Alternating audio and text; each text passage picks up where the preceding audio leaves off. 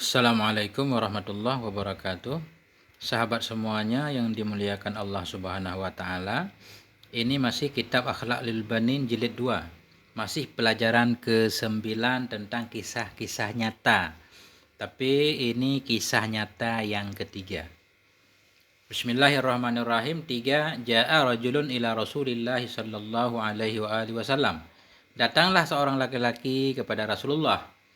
Faqala, maka berkata ayahnya laki-laki, ya Rasulullah, wahai Rasulullah, hahuna gulamun kadihtudira. Hahuna, ketahuilah ya Rasulullah, ha tambih. Huna gulamun, di sana itu ada seorang bocah kadihtudira, yang sungguh telah ihtidar ya. Arti ihtidar sekarat, mau meninggal. Ya Rasulullah, di sana ada seorang pemuda yang sedang sekarat, sedang ihtidar, sedang hadir kematiannya, mau meninggal.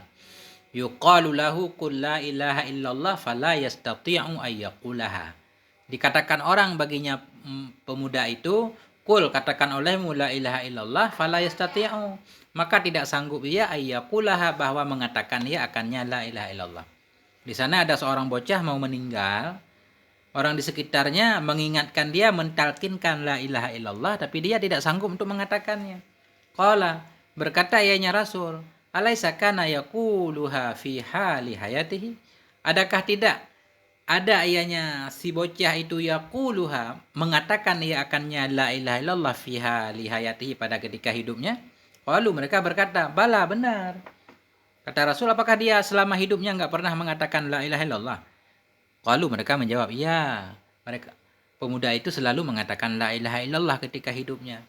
Qala, berkata ayahnya Nabi, fama mana'ahu minha inda mautih. Fama man, maka apa itu yang menghalangi ia akannya minha, darinya la ilaha illallah, inda mautihi, ketika mau meninggalnya. Terus kenapa dia enggak bisa mengucapkan la ilaha illallah ketika mau meninggal? Qala, berkata ianya laki-laki tersebut yang datang kepada Rasulullah. Fanahadha Rasulullah sallallahu alaihi wa alihi wasallam, maka berangkatlah oleh Rasulullah sallallahu alaihi wa alihi wasallam, wa nahatna ma'ahu, dan kami pun berangkat bersamanya. Hatta atainal gulama, sehingga kami mendatangi akan bocah tersebut. Semua berangkat menuju rumah bocah yang mau meninggal. Faqala, maka berkata ayahnya Nabi, ya gulam, wahai anak muda, kul, katakan olehmu la ilaha illallah, katakan la ilaha illallah. Faqala, maka berkata ayahnya anak muda, la astati'u an akulaha, tidak sanggup, la astati'u, tidak sanggup aku akan bahwa aku katakan akannya la ilaha illallah, aku tidak sanggup mengucapkannya. Qala, berkata ianya Rasul, walima, kenapa enggak mampu? Qala, menjawab ianya pemuda, bi'uquqi walidati, dengan sebab durhakaku walidati, terhadap ibuku. Aku durhaka kepada ibu ya Rasul. Qala, berkata ianya Rasul, ahayyatun hiya, apakah masih hidup dianya ibu? Ahayyatun hiya, apakah masih hidup dianya ibu? Kalau ahayyatun hiya begini, ini hamzah istifham, hayyatun khabar muqaddam, hiya mubtada. Ahayyatun hiya, apakah masih hidup dianya ibu? Qala, berkata iya, na'am, ibu masih hidup. Qala, berkata ianya Nabi, ahdiruha, hadirkan olehmu akannya ibu, panggil ibunya kemari. Fahadaran, maka hadir ianya ibu. Qala, maka berkata ayahnya Nabi, ara'aiti law anna naran ujijat faqila laki illam tashfa'i lahu kadhafnahu fi hadhihi nar. Faqala, berkata ayahnya Nabi, ara'aiti, bagaimana pandanganmu hai ibu, law anna naran, jikalau bahwa sungguh api, ujijat, dinyalakan akan dianya api, faqila laki, maka dikatakan bagimu hai ibu, illam tashfa'i, jika tidak engkau maafkan, lahu, jika engkau tidak memberi syafaat atau tidak engkau maafkan baginya si anak, kadzafnahu, niscaya kami lempar akannya anak fi hadhihin nar, dalam ini api. Qalat, berkata ianya ibu, idzan, ketika itu, kalau begitu, kuntu asyfa'u lahu, adalah aku akan memberi syafaat baginya, aku akan memaafkannya. Jadi ini luar biasa.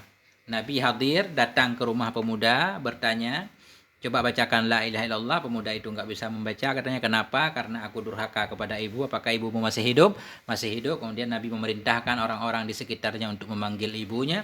Ibunya datang, Nabi berkata, wahai ibu, bagaimana kalau api dinyalakan Dan kalau engkau tidak mau memaafkan anakmu, maka kami akan membakar anakmu di dunia sebelum dibakar di akhirat. Ibu langsung berkata, kalau begitu aku akan memaafkannya.